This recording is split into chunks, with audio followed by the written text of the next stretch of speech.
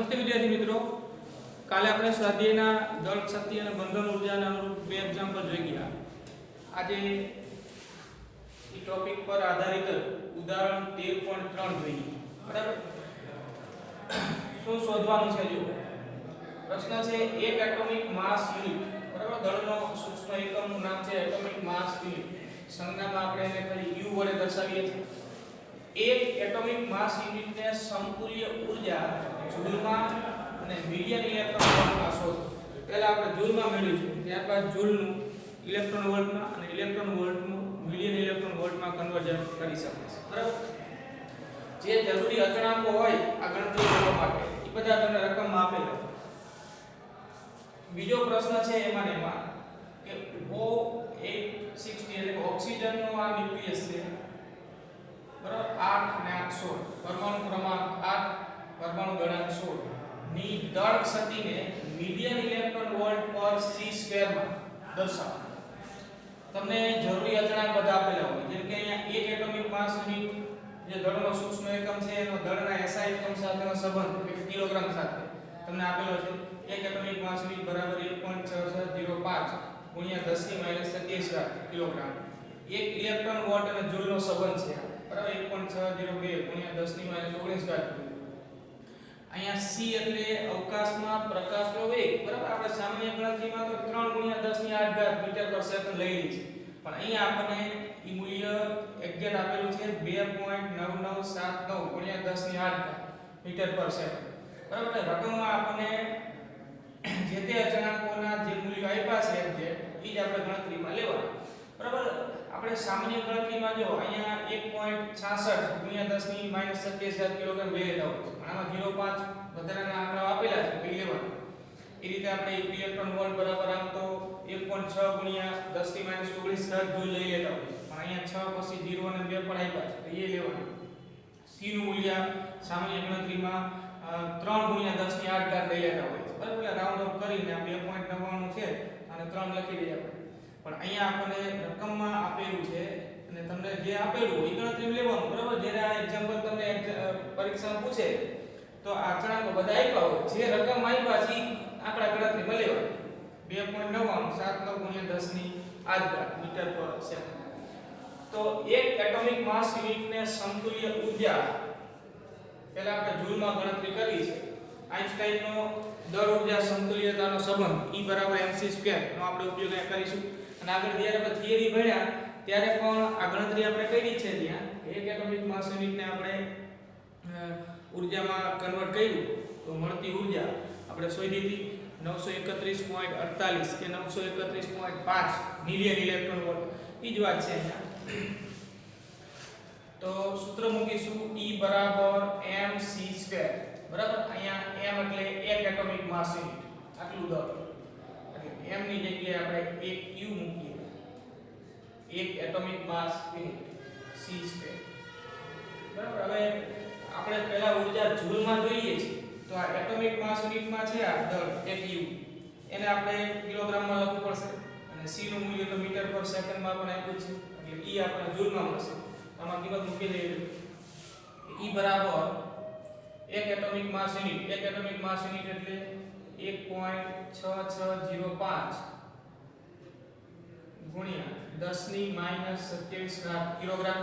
બરાબર? એક યુ ની જગ્યાએ અને ગુણ્યા c નું મૂલ્ય તો મીટર પર સેકન્ડ SI એકમમાં જ છે એટલે આપણે એ તો એ રીતે મૂકશું 2.9979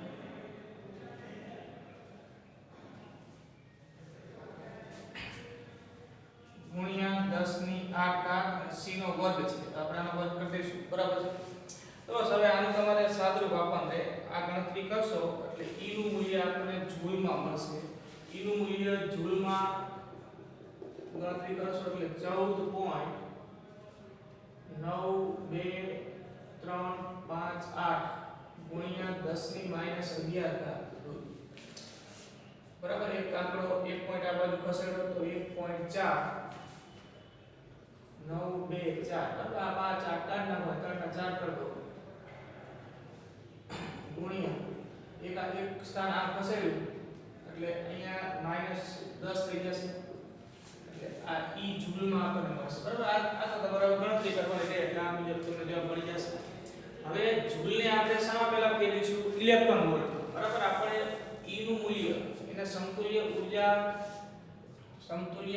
E નું મૂલ્ય આપણે જૂલમાં શોધ્યું હવે આપણે એને મિલિયન ઇલેક્ટ્રોન વોલ્ટમાં મેળવવું છે તો જૂલમાંથી પહેલા આપણે ઇલેક્ટ્રોન વોલ્ટમાં કન્વર્ટ કરીએ આ સંબંધ આપણને ખબર છે 1 ઇલેક્ટ્રોન વોલ્ટ બરાબર 1.602 ગુણ્યા 10 ની માઈનસ 19 જૂલ તો આ સંબંધ પ્રમાણે આપણે જૂલને ઇલેક્ટ્રોન વોલ્ટમાં કન્વર્ટ કરવું તો આટલા વડે ભાગવા પડશે બરાબર લાંબા થઈ E બરાબર 1.4924 ગુણ્યા 10 ની માઈનસ 10 ઘાત છેદમાં 1.602 ગુણ્યા 10 ની માઈનસ 19 ઘાત આસામાં થઈ જાય ઇલેક્ટ્રોન વોલ્ટમાં બરાબર જૂલને ઇલેક્ટ્રોન વોલ્ટમાં કન્વર્ટ કરવા માટે આટલા વડે ભાગવા પડે બરાબર હવે ઇલેક્ટ્રોન વોલ્ટ ને આપણે મિલિયન ઇલેક્ટ્રોન વોલ્ટમાં કન્વર્ટ કરવા છે તો એ સંબંધ પણ આપણે જાણીએ છીએ તો આપણે એ પણ આગળ વાત કરી ગયા છીએ કે 1 કિલો ઇલેક્ટ્રોન વોલ્ટ બરાબર 10 ની 3 ઘાત electron volt 1 million electron volt બરાબર 10 ની 6 ઘાત ઇલેક્ટ્રોન વોલ્ટ ઇલેક્ટ્રોન વોલ્ટને મિલિયન ઇલેક્ટ્રોન વોલ્ટમાં કન્વર્ટ કરવા હોય તો 10 ની 6 ઘાત વડે ભાગવા પડે એટલે 1.4924 ગુણ્યા 10 ની માઈનસ 10 ઘાત 1.602 ગુણ્યા 10 ની માઈનસ 19 ઘાત બરાબર આ સંબંધ પ્રમાણે 1 ઇલેક્ટ્રોન વોલ્ટ બરાબર થશે 1/10 ની 6 ઘાત મિલિયન ઇલેક્ટ્રોન વોલ્ટ એટલે ગુણ્યા છેદમાં 10 ની 6 ઘાત અંશમાં 10 ની માઈનસ 6 ઘાત તો આ હવે શામાં કન્વર્ટ થઈ જાય તો કે મિલિયન ઇલેક્ટ્રોન બરાબર E બરાબર આનું તમે સાદું આપશો એટલે જે આંકડો આવશે એ મિલિયન ઇલેક્ટ્રોન વોલ્ટમાં આવશે અને E નું મિલિયન ઇલેક્ટ્રોન વોલ્ટમાં માપ તમે મેળવો તો 931.5 આપણે ગણતરીમાં લઈએ છીએ ને એ જવાબ મળે એક્ઝેક્ટ ન મળે પણ એની નજીકનું મૂલ્ય તો મળે 931.5 million electron volt 931.5 million electron volt બરાબર તો આ E નું મૂલ્ય થયું 931.5 મિલિયન ઇલેક્ટ્રોન વોલ્ટ એટલે જૂલમાં આટલું અને મિલિયન ઇલેક્ટ્રોન વોલ્ટમાં આટલું બરાબર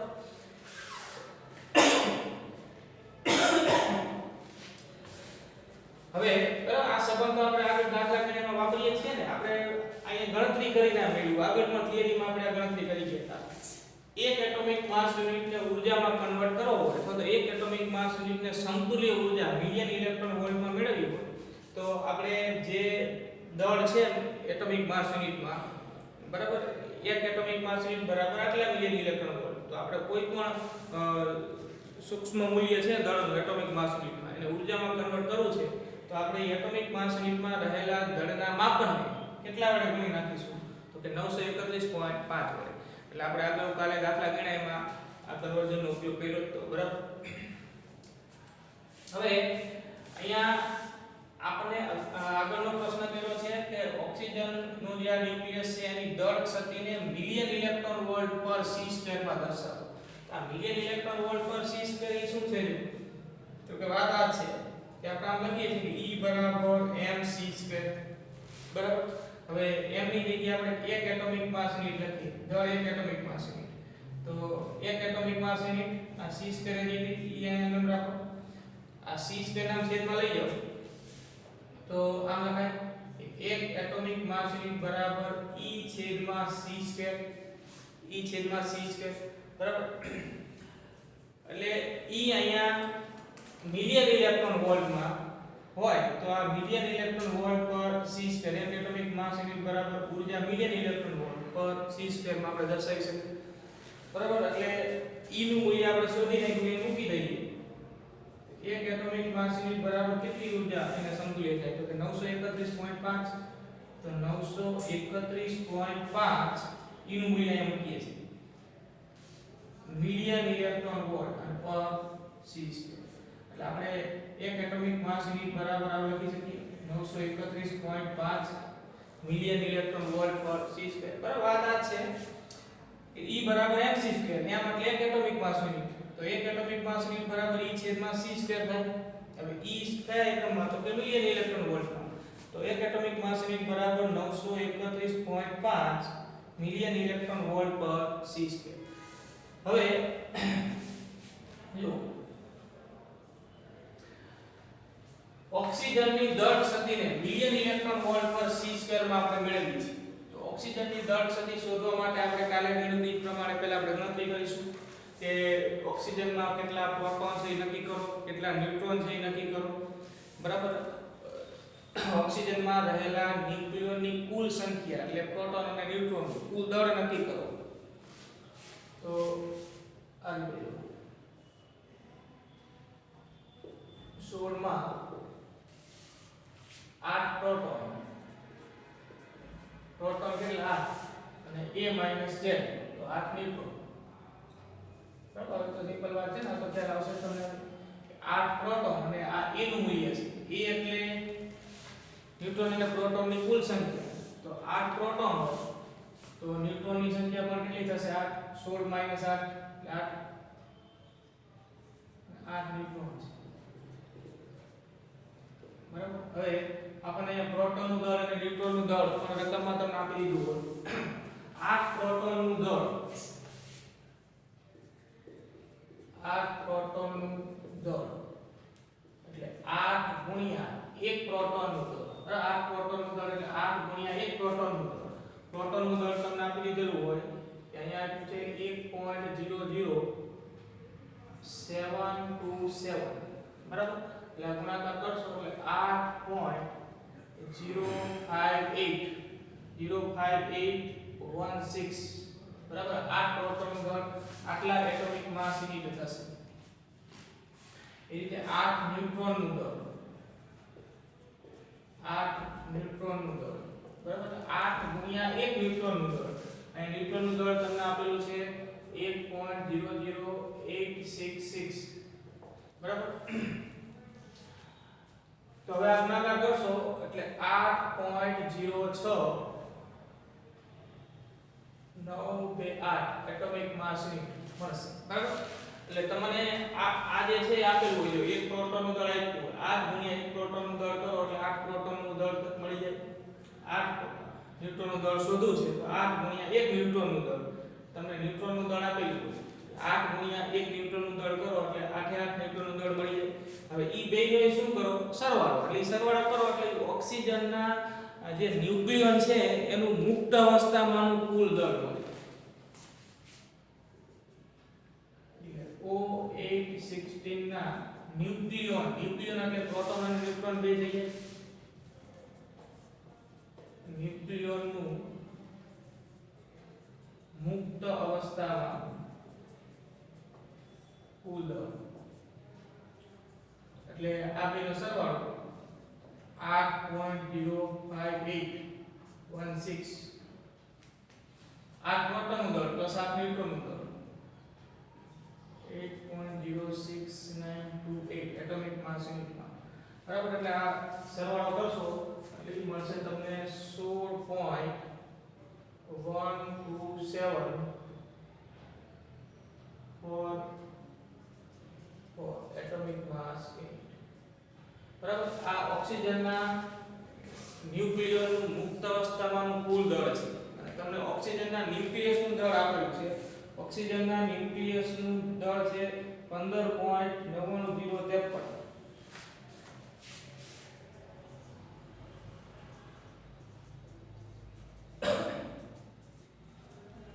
ન્યુક્લિયસનું દળ બરાબર. એટલે આપણે MO816 વડે દર્શાવી શકીએ.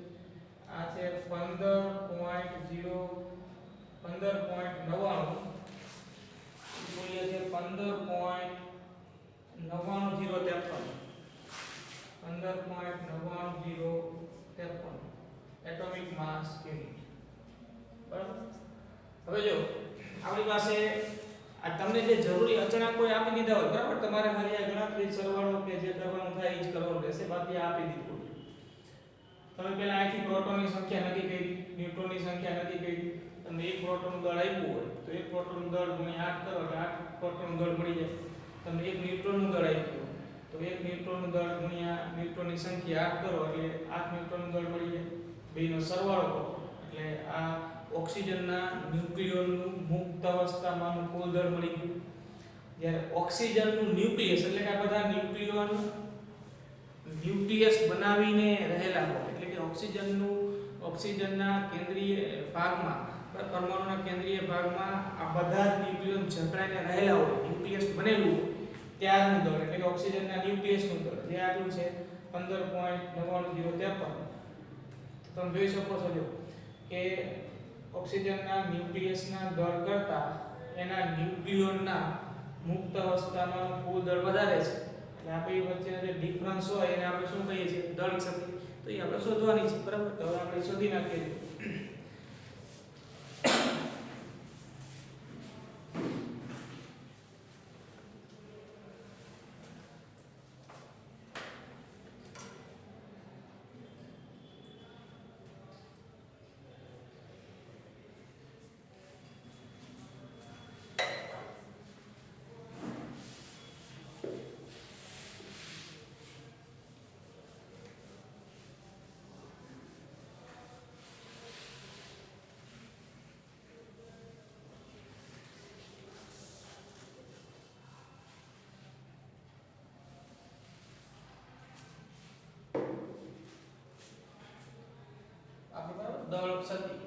દળ શક્તિને ડેલ્ટા m નામ આપીએ તો ડેલ્ટા m બરાબર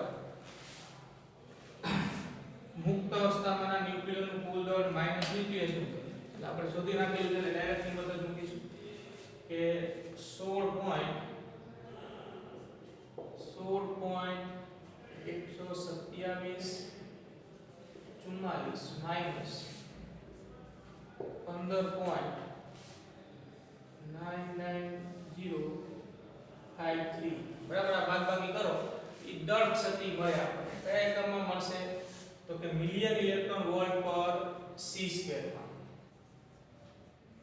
બરાબર. જો એક એટોમિક માસ યુનિટ બરાબર 931.5 મિલિયન ઇલેક્ટ્રોન વોલ્ટ પર c². તો આ દળ શક્તિ આપણને મળી ડેલ્ટા m બરાબર આ બાદબાકી કરશો એટલે 0.13691 બરાબર. આ એટોમિક માસ યુનિટ થઈ.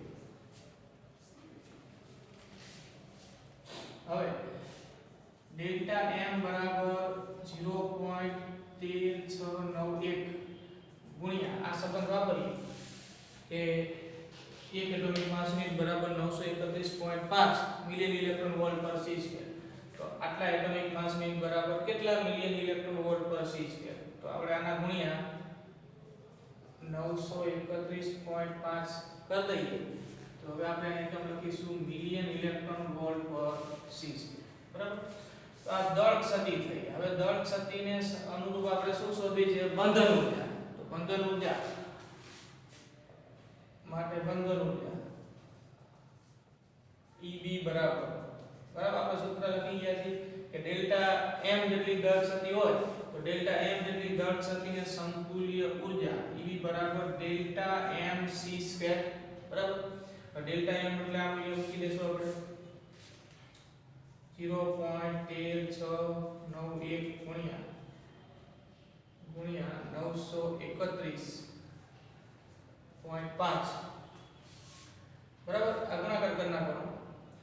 આ ડેલ્ટા m નું મૂલ્ય એકમ લખીએ આપણે મિલિયન ઇલેક્ટ્રોન વોલ્ટ પર c² અને ગુણ્યા c² તો ખરું જ બરાબર. c² કેન્સલ થઈ જાય. શું વધશે ખાલી મિલિયન ઇલેક્ટ્રોન વોલ્ટ. ગુણાકાર કરી નાખો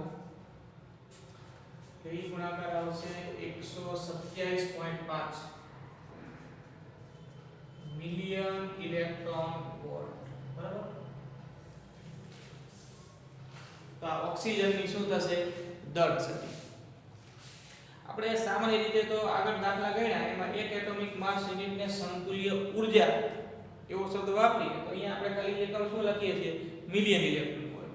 એક એટોમિક માસ યુનિટ ને સમતુલ્ય ઊર્જા 931.5 મિલિયન ઇલેક્ટ્રોન વોલ્ટ. પણ આ દળ છે આ 931.5 મિલિયન ઇલેક્ટ્રોન વોલ્ટ માત્ર લખો તો એ ઊર્જા એ સમતુલ્યતા દર્શાવે છે પણ આપણે બરાબર લખવું હોય તો એક એટોમિક માસ યુનિટ બરાબર 931.5 મિલિયન ઇલેક્ટ્રોન વોલ્ટ પર c સ્ક્વેર લખાય બરાબર એટલે આપણે અહીંયા ઈ એકમનો ઉપયોગ કર્યો તો આટલા એટોમિક માસ યુનિટ હતા એના ગુણ્યા 931.5 મિલિયન ઇલેક્ટ્રોન વોલ્ટ પર c સ્ક્વેર કરો એટલે આ થઈ દળ શક્તિ અને દળ શક્તિને સમતુલ્ય ઊર્જા પછી આપણે આ રીતે એકમ વાપરો હોય તો આપણી પાસે સૂત્ર છે કે E બરાબર ડેલ્ટા mc2 ડેલ્ટા m ના સ્થાને આપણે લખવા ઉપર અને c2 છે c2 નીકળી ગયા તો ઊર્જા હવે સામા આવી જશે મિલિયન ઇલેક્ટ્રોન વોલ્ટ બરાબર તો ઓક્સિજનના ન્યુક્લિયસ ની આ થઈ દળ શક્તિ એટોમિક માસ યુનિટમાં અને આ એની શું થઈ બંધન ઊર્જા મિલિયન ઇલેક્ટ્રોન વોલ્ટ બરાબર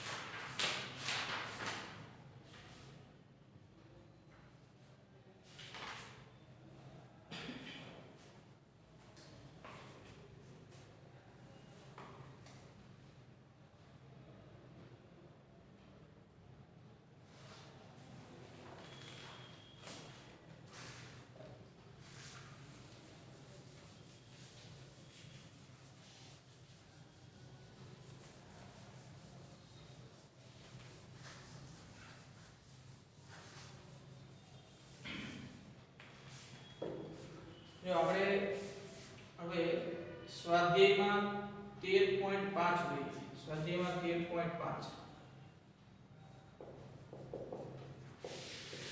બરાબર બંધન ઊર્જા સંબંધિત દાખલો છે રકમ જુઓ એક આપેલ સિક્કાનું દળ 3.0 ગ્રામ છે કોઈ સિક્કો આપેલો છે સિક્કાનું દળ 3.0 ગ્રામ છે બધા ન્યુટ્રોન અને પ્રોટોનને એકબીજાથી અલગ કરવા માટે જરૂરી ન્યુક્લિયર ઊર્જાની ગણતરી કરો બધા પ્રોટોન અને ન્યુટ્રોન બરાબર એટલે કે આપણે જે સિક્કો છે એ જે દ્રવ્યનો છે એના પરમાણુ એના ન્યુક્લિયસો એ ન્યુક્લિયસની અંદર જેટલા પ્રોટોન છે અને જેટલા ન્યુટ્રોન છે બધાને એકબીજાથી અલગ કરવા માટે જરૂરી ઊર્જા મળે બધા પ્રોટોન અને ન્યુટ્રોનને એકબીજાથી અલગ કરવા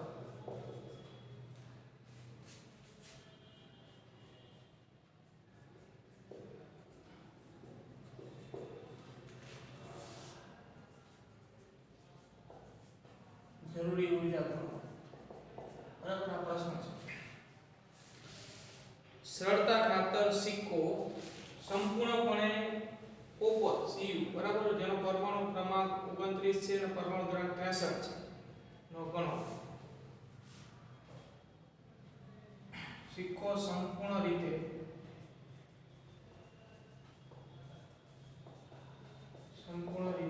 બરાબર એટલે અન્ય કોઈ અશુદ્ધિ નથી અન્ય કોઈ પણ અન્ય પરમાણુ નથી સિક્કાની અંદર બધા જ પરમાણુઓ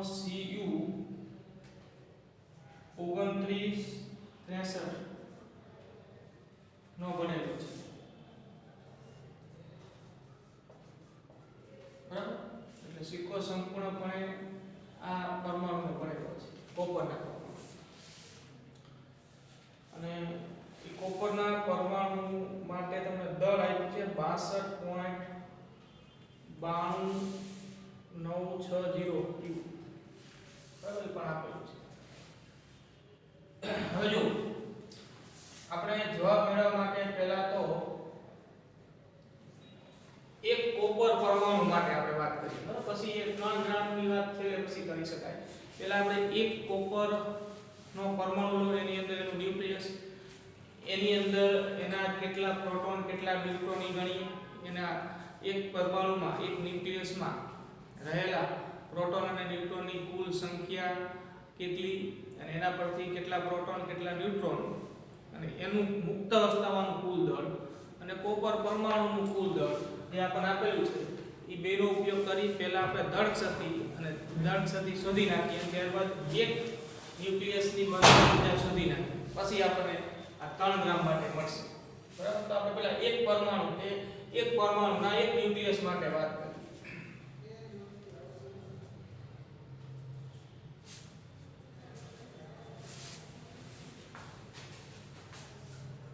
ના ન્યુક્લિયસમાં પ્રોટોનની સંખ્યા 29 છે, બરાબર. Z બરાબર 29 અને ન્યુટ્રોનની સંખ્યા 34.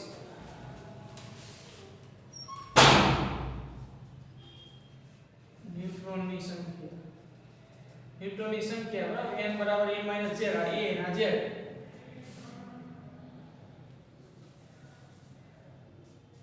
n બરાબર a - z, a કેટલા 63,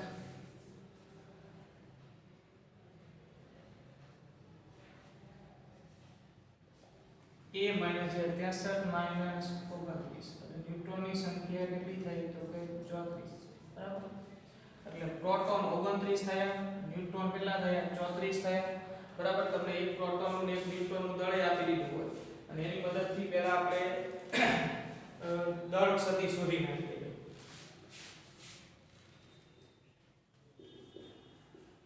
બરાબર. દળ ક્ષતિ તમને કોપરના એક ન્યુક્લિયસનું દળ આપેલું છે,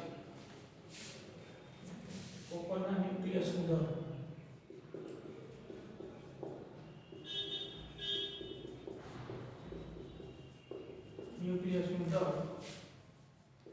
MCU સંજ્ઞામાં દર્શાવે તો એ આપેલું છે આપણને 62.960, બરાબર. આ એનું દળ આપ્યું છે, અને પ્રોટોન અને ન્યુટ્રોનના દળ પણ તમને આપી દીધા હોય, બરાબર. અહીંયા પ્રોટોનનું દળ તમને આપેલું છે, પ્રોટોનનું દળ 1.007825,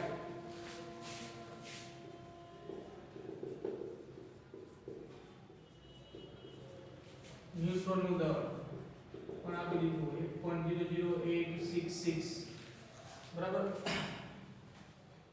એ 1.00865 એટોમિક માસ યુનિટ. હવે આપણે દળ ક્ષતિ શોધી નાખીએ, બરાબર. પહેલા તો આપણે એક ન્યુક્લિયસની વાત કરીએ છીએ. જો આપણે આખા સિક્કાનું દળ તો 3 ગ્રામ છે, એટલે આખા સિક્કાની વાત હજી નથી કરતા. આપણે સિક્કો જે પરમાણુનો બન્યો છે એમાંના એક પરમાણુને ધ્યાનમાં લીધો, એનું જે ન્યુક્લિયસ છે એ એક પરમાણુના ન્યુક્લિયસની આપણે વાત કરીએ છીએ, જેમાં 29 પ્રોટોન છે અને 34 ન્યુટ્રોન છે. કોપરના ન્યુક્લિયસનું દળ આપણને આપ્યું છે, એક પ્રોટોનનું દળ આપ્યું, એક ન્યુટ્રોનનું દળ આપ્યું. હવે આટલી માહિતી પરથી આપણે આપેલ કોપરના ન્યુક્લિયસની દળ ક્ષતિ શોધી શકીએ. માટે ની દળ ક્ષતિ હવે તો સૂત્ર છે કે ડેલ્ટા n બરાબર ZMP પ્લસ NMN બરાબર n z પ્રોટોનનું દળ પ્લસ n ન્યુટ્રોનનું દળ માઈનસ m cu બરાબર આ કોપરના ન્યુક્લિયસ ધરાવે. હવે આમાં કિંમત મૂકી દઈએ તો z એટલે પ્રોટોનની સંખ્યા 29 ગુણ્યા m એટલે એક પ્રોટોનનું દળ 1.007825 પ્લસ કેપિટલ N એટલે ન્યુટ્રોનની સંખ્યા જે અહીં કેટલી છે 34 છે એટલે n ની જગ્યાએ 34 mn એટલે એક ન્યુટ્રોનનું દળ 1.008665 બરાબર.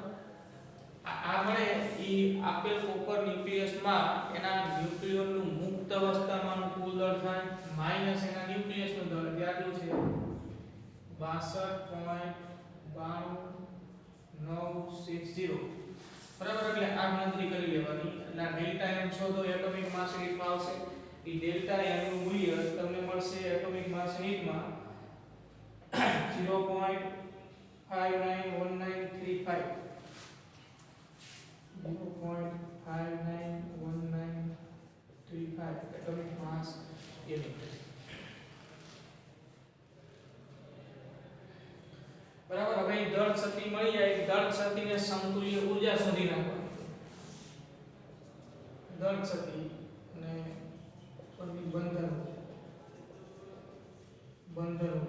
બંધન ઊર્જા EB બરાબર. હવે આપણે આગળ ગણી ગયા સીધું કન્વર્ઝનનો ઉપયોગ આપણે કરી લેશું કે આટલા એટોમિક માસ યુનિટને સમતુલ્ય ઊર્જા કેટલી તો કે આ જે હોય એટોમિક માસ યુનિટમાં દળ એના ગુણ્યા 931.5 એટલે એક એટોમિક માસ યુનિટ બરાબર 931.5 મિલિયન ઇલેક્ટ્રોન વોલ્ટ એને સમતુલ્ય ઊર્જા એટલી 0.591935 ગુણ્યા 931.5 બરાબર આ મિલિયન ઇલેક્ટ્રોન વોલ્ટ. તો ડાયરેક્ટ ઊર્જા દર્શાવી એટલે મિલિયન ઇલેક્ટ્રોન વોલ્ટ સીધો એકમ લખાશે બરાબર. એટલે આ આવશે બંધન મિલિયન ઇલેક્ટ્રોન વોલ્ટ. આ ગુણાકાર કરો EB નું મૂલ્ય મળશે તમને 551.3874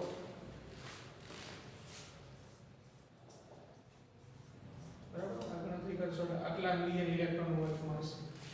હવે જો અહીંયા સુધી તો આપણે અગાઉના દાખલામાં પણ આ ગણતરી તો આવી કરી ગયા છે. એ જ વાત અહીંયા સુધી થઈ બરાબર કે પહેલા આપણે કોપરનું ન્યુક્લિયસ લીધું એમાં કેટલા પ્રોટોન કેટલા ન્યુટ્રોન નક્કી કર્યા. મુક્ત અવસ્થામાંનું કુલ દળ એ કુલ પ્રોટોન અને કુલ ન્યુટ્રોન શોધ્યું. એમાંથી કોપરના ન્યુક્લિયસનું દળ બાદ કર્યું દળ શક્તિ જે મળે એના ગુણ્યા 931.5 કરો એટલે એ આપણને બંધન ઊર્જા બરાબર. હવે બંધન ઊર્જાનો અર્થ તો એવો થયો કે જે એક કોપરનું ન્યુક્લિયસ છે એમાં રહેલા ન્યુક્લિયોનને મુક્ત કરવા હોય તો જરૂરી ઊર્જા કોપરના ન્યુક્લિયસમાં કુલ ન્યુક્લિયોનની સંખ્યા 63 છે અહીંયા. તો આપેલ કોપર ન્યુક્લિયસમાં રહેલા 63 ન્યુક્લિયોનને મુક્ત કરવા હોય તો આટલી ઊર્જા આપવી પડે. આનો કેવો થયો બરાબર. પણ આપણને તો અહીંયા ખાલી એક કોપર ન્યુક્લિયસ માટે આ પ્રશ્ન નથી કર્યો. આપણને તો જે સિક્કો છે આ પરમાણુનો બનેલો કે જેનું દળ 3 ગ્રામ છે તો આ 3 ગ્રામનું દળ ધરાવતા કોપરના આ સિક્કામાં જેટલા ન્યુટ્રોન અને પ્રોટોન છે એ બધાને મુક્ત કરવા માટે જરૂરી ઊર્જા કેટલી એવો પ્રશ્ન કર્યો છે. તો આપણે તો આ એક કોપર પરમાણુના ન્યુક્લિયરને મુક્ત કરવા માટે જરૂરી ઊર્જા શોધી. આપણે આ કોપરના બનેલા 3 ગ્રામના સિક્કામાં રહેલા કુલ ન્યુટ્રોન અને પ્રોટોનને અલગ કરવા માટે જરૂરી ઊર્જા શોધવી છે. તો એના માટે હવે આપણે આગળ શું કરવું પડશે તો કે 3 ગ્રામના કોપરના સિક્કામાં કોપરના કેટલા પરમાણુઓ છે એ આપણે શોધવા પડે અને ત્યારબાદ આગળ જવાબ આપણે મેળવીશું બરાબર. એટલે આ શોધી લેવાનું. હવે આપણે આગળ આખા સિક્કા માટે એની અંદરના પ્રોટોન અને ન્યુટ્રોનને એકબીજાથી અલગ કરવા જરૂરી ઊર્જા શોધવી છે બરાબર. હવે આપણે જોઈએ આગળ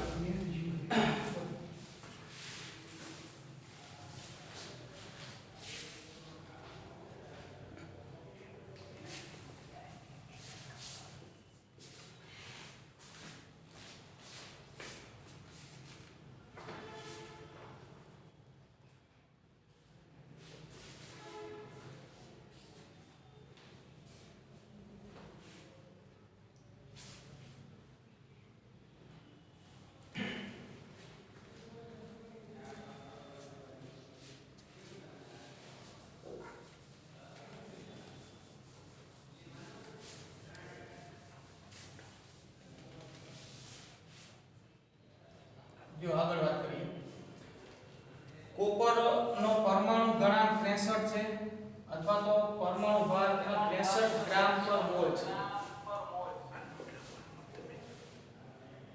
કોપરનો પરમાણુ ભાર 63 ગ્રામ પર મોલ છે. 63 ગ્રામ પર મોલ. બરાબર. અને યોગેલો અંક આપણે જાણીએ છીએ. યોગ એટલો Na 6.023 ગુણ્યા 1023 બરાબર. યોગેલો અંકનું મૂલ્ય આટલું છે. તો હવે જો આપણે યોગેલો અધિકારનો ઉપયોગ અહીંયા કરીશું કે આપણે પરમાણુ ભાર જાણીએ છીએ અને યોગેલો અંકનું મૂલ્ય આપણને આપ્યું હોય અચળાંક છે. યોગેલો અધિકારનો ઉપયોગ કરીએ તો આપણે 3 ગ્રામના કોપરના સિક્કામાં કેટલા પરમાણુઓ છે એ શોધી શકીએ. એ શોધી નાખીએ પહેલા.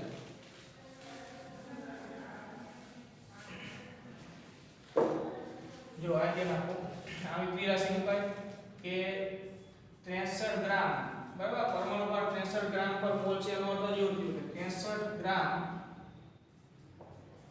કોપરમાં પરમાણુની સંખ્યા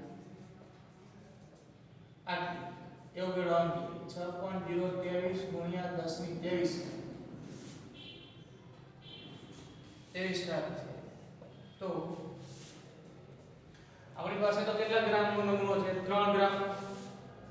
તો 3.0 કે 3 ગ્રામ કોપરમાં પરમાણુ સંખ્યા કેટલી?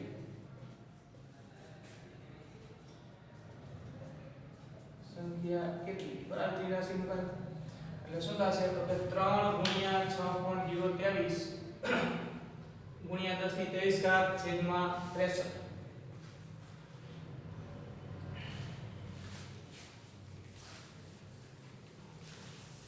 બરાબર. જો માટે એને આપણે પરમાણુની સંખ્યાને આપણે સ્મોલ n નામ આપીએ. Small n.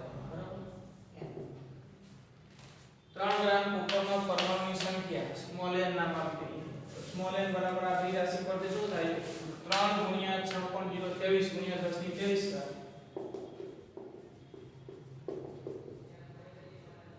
છેદમાં 63. બરાબર. એટલે આ જે મળે એ 3 ગ્રામમાં 3 ગ્રામ કોપર રહેલા પરમાણુની સંખ્યા મળે. હવે આપણો પ્રશ્ન કર્યો છે તો કે આ 3 ગ્રામના નમૂનામાં રહેલા પ્રોટોન અને ન્યુટ્રોન અલગ કરવા માટે જરૂરી ઊર્જા કેટલી? તો આપણે જાણીએ છીએ શું તો કે એક કોપર પરમાણુમાં પ્રોટોન અને ન્યુટ્રોનને અલગ કરવા માટે જરૂરી ઊર્જા આટલી છે. આ 15 ઊર્જાનો તેવો થાય. તો એક કોપર પરમાણુમાં રહેલા પ્રોટોન અને ન્યુટ્રોનને અલગ કરવા જરૂરી ઊર્જા આટલી. તો એવા તો 3 ગ્રામ કોપરના નમૂનામાં કેટલા પરમાણુ છે? તો કે આટલા છે. બરાબર. તો આપણે હવે જવાબ મેળવ્યો તો અહીં 83 મુકાઈ દો.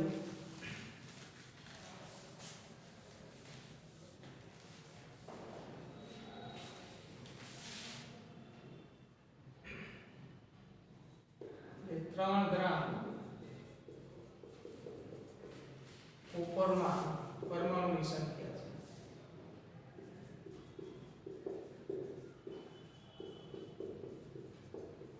બરાબર. 3 ગ્રામ કોપરમાં પરમાણુની સંખ્યા. હવે ક્રિયાશીલ કેવું કે એક કોપર પરમાણુમાંથી પ્રોટોન ન્યુટ્રોન અલગ કરવા જરૂરી ઊર્જા આટલી.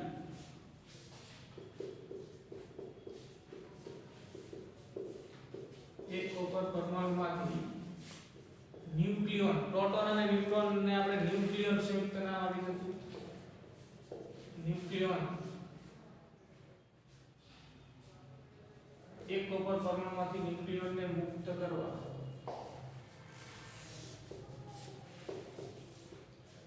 જરૂરી ઊર્જા એટલે બંધન ઊર્જા. બરાબર. એ આટલી આજ બંધન ઊર્જા કેટલી? તો કે અહીંયા છે 551.3874 એટોમિક માસ. બરાબર. તો આપણી પાસે તો કેટલા પરમાણુ છે તો કે આટલા n તો n કોપર પરમાણુમાંથી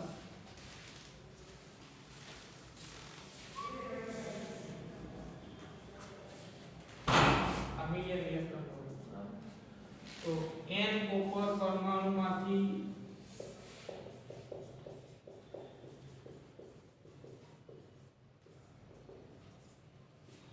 ન્યુક્લિયોન એટલે n કોપર પરમાણુમાં રહેલા કુલ જે ન્યુક્લિયોન થાય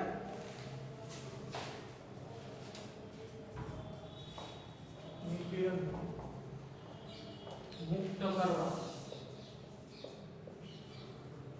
જરૂરી ઊર્જા કેટલી બરાબર તો આ જરૂરી ઊર્જા બરાબર જરૂરી ઊર્જા બરાબર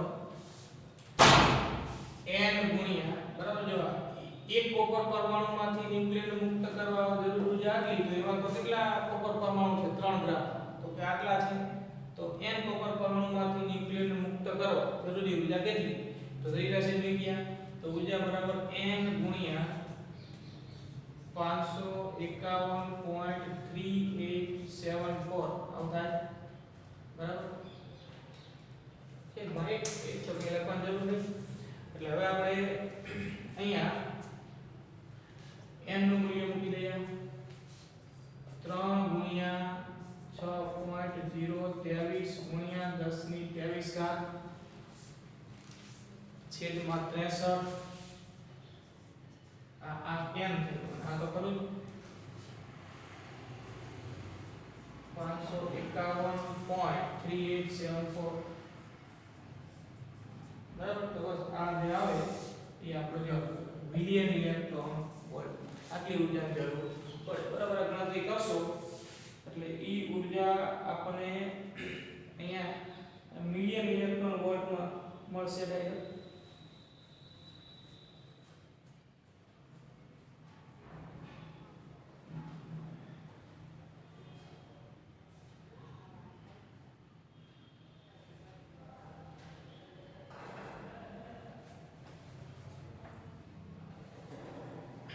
બરાબર ગણતરી કરી લો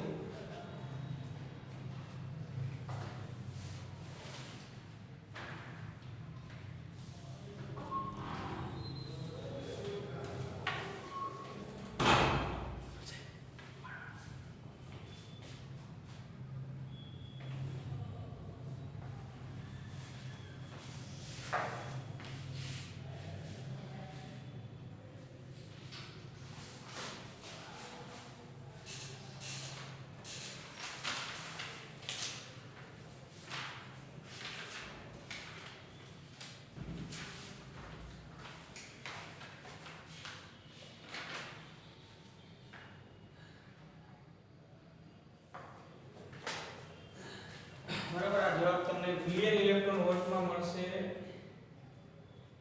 5.584 ગુણ્યા 10 ની 25 ઘાત million electron volt million electron વોલ્ટને જૂલમાં કન્વર્ટ કરી શકાય